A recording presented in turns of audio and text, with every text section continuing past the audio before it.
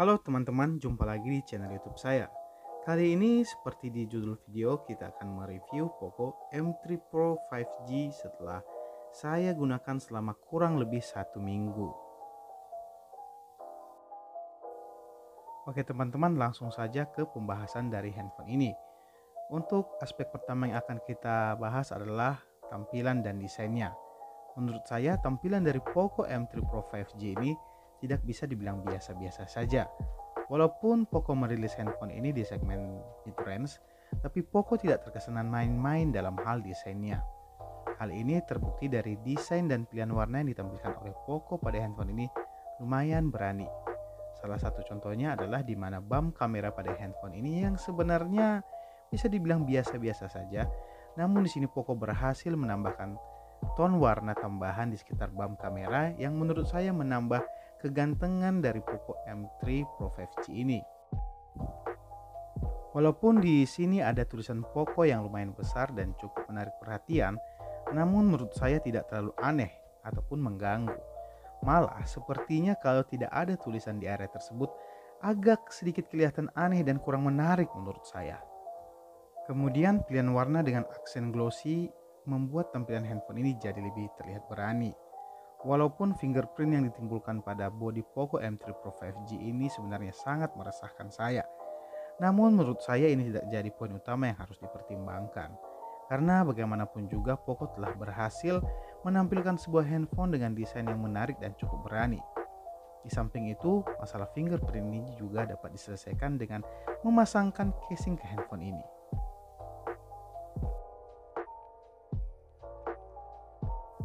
Untuk pilihan warnanya sendiri, handphone ini tersedia dalam 3 pilihan warna, yaitu kuning, biru, dan hitam, yang semuanya keren menurut saya. Kemudian untuk sebuah handphone yang memiliki daya baterai sampai dengan 5000 mAh, handphone ini bisa dibilang salah satu yang tergolong tipis di kelasnya dan tidak terlalu berat juga. Untuk berat dari handphone ini sendiri hanya sekitar 190 gram. Namun untuk bezel dari handphone ini menurut saya agak sedikit tebal, apalagi di bagian dagunya, namun tidak terlalu mengganggu. Kemudian untuk build quality dari handphone ini juga tergolong baik, tidak ada bagian dari bodi belakangnya yang terkesan kosong ataupun terasa ringkih. Walaupun frame dan back cover dari Poco M3 Pro 5G ini masih terbuat dari bahan plastik. Secara keseluruhan hands-on dari Poco M3 Pro 5G ini menurut saya masih sangat nyaman di genggaman. Namun sedikit disayangkan untuk speakernya tidak mendukung dual speaker seperti pendahulunya Poco M3. Namun untuk output suaranya tidak terlalu jelek menurut saya. Namun bila teman-teman ingin mendapatkan pengalaman yang lebih saat mendengarkan audio, saya sarankan teman-teman tinggal mencolokkan headphone ataupun headset karena di handphone ini masih disediakan jack audio 3,5 mm. Untuk teman-teman yang merasa penasaran dengan sampel suara atau audio dari speakernya ini, berikut saya tampilkan pada tayangan berikut ini.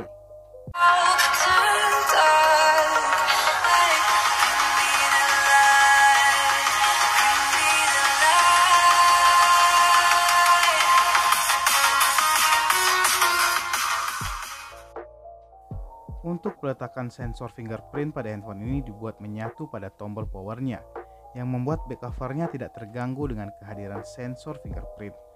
Untuk model peletakan seperti ini menurut saya adalah opsi terbaik dibanding meletakkannya di belakang atau di back covernya. Untuk kecepatan pembacaan sensornya juga top marko top, sangat cepat dan sangat responsif. Poco M3 Pro 5G ini menggunakan panel IPS dengan resolusi 1080p atau Full HD Plus sebagai panel layarnya, dengan luas 6,5 inci.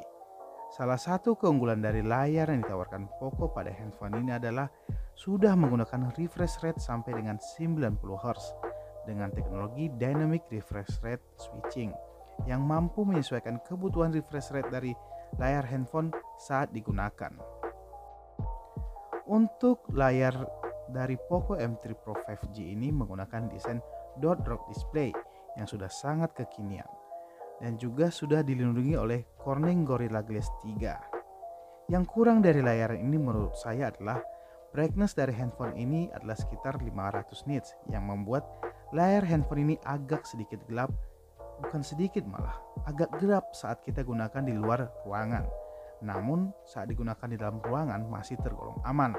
Walaupun agak terlihat sedikit gelap, namun untuk penggunaan sehari-hari seperti menonton video, sosial media ataupun untuk melakukan tugas sehari-hari seperti mengirim dan membaca pesan atau untuk sekedar membuka browser, tampilan layarnya sudah sangat oke.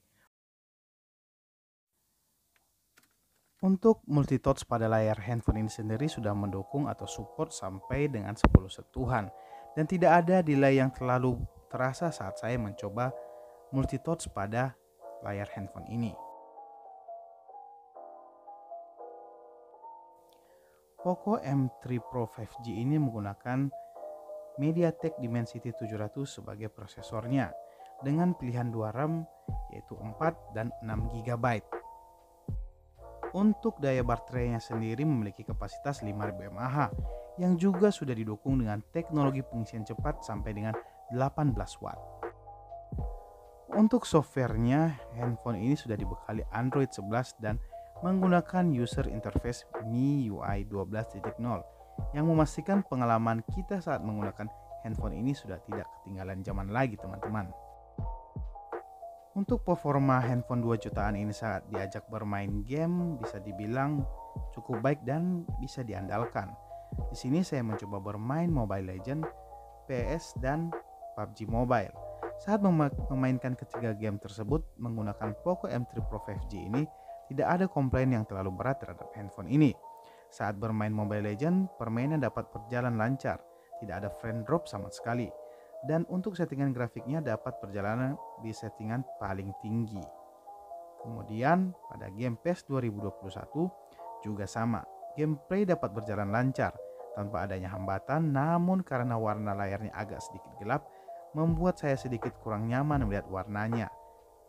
Dan terakhir pada game PUBG Mobile, aktivitas bermain game pada handphone ini menurut saya sangat memuaskan, di mana untuk settingan grafisnya dapat sampai pada settingan HD.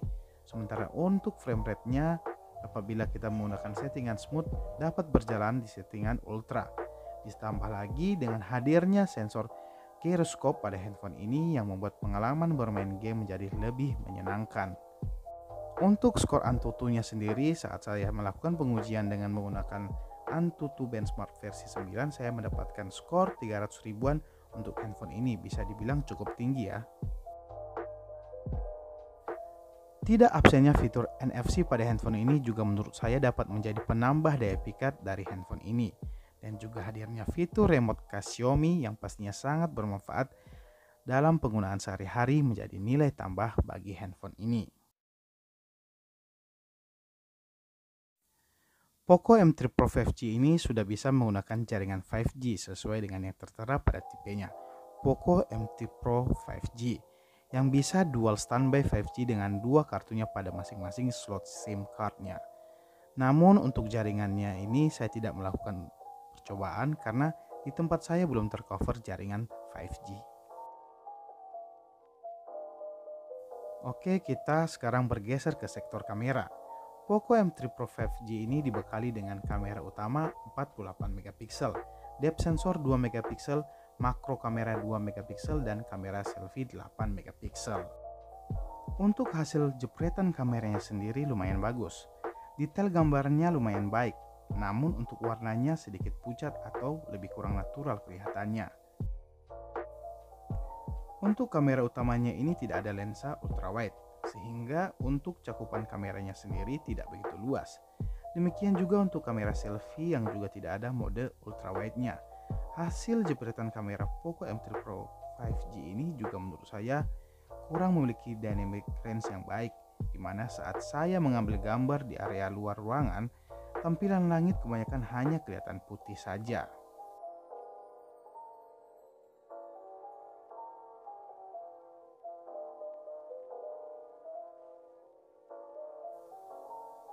Untuk mode malamnya sih lumayan membantu teman-teman. Gambar yang ditangkap terlihat lebih terang. Namun apabila teman-teman berharap efek penggunaan night mode-nya ini bisa sangat membantu pencahayaan, sepertinya menurut saya kurang teman-teman. Kemudian untuk mode potretnya juga bisa bekerja. Gambar yang dihasilkan bisa menghasilkan efek bokeh atau blur di belakang objek. Untuk hasilnya ya bolehlah. Di mode normal, kamera utamanya dapat di zoom sampai 10 kali. Sementara untuk mode 48 megapikselnya hanya dapat dilakukan sampai dengan 2 kali zoom. Untuk videonya sendiri dapat merekam sampai dengan resolusi 1080p di 30 fps. Untuk hasil perekaman videonya ini saya lumayan suka teman-teman, di mana Poco M3 Pro 5G ini memiliki mode stabil untuk perekaman videonya. Jadi video yang kita ambil atau kita rekam tidak begitu bergetar walaupun tidak menggunakan gimbal ataupun tripod teman-teman.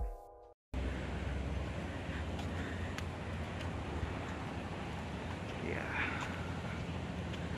Untuk suaranya nanti bisa dicek 1 2 3 kamera depan.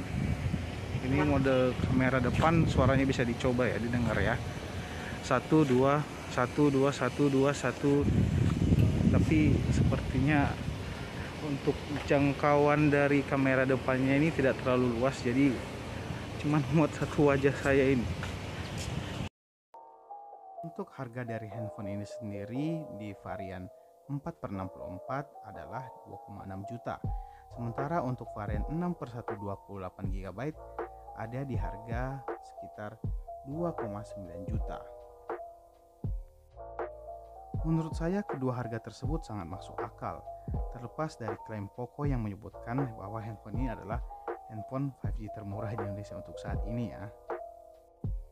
Namun saran saya untuk teman-teman yang ingin menjadikan handphone ini sebagai daily driver atau HP utama dan akan menggunakan handphone ini dalam waktu lama, sebaiknya memilih yang varian 6/128 GB.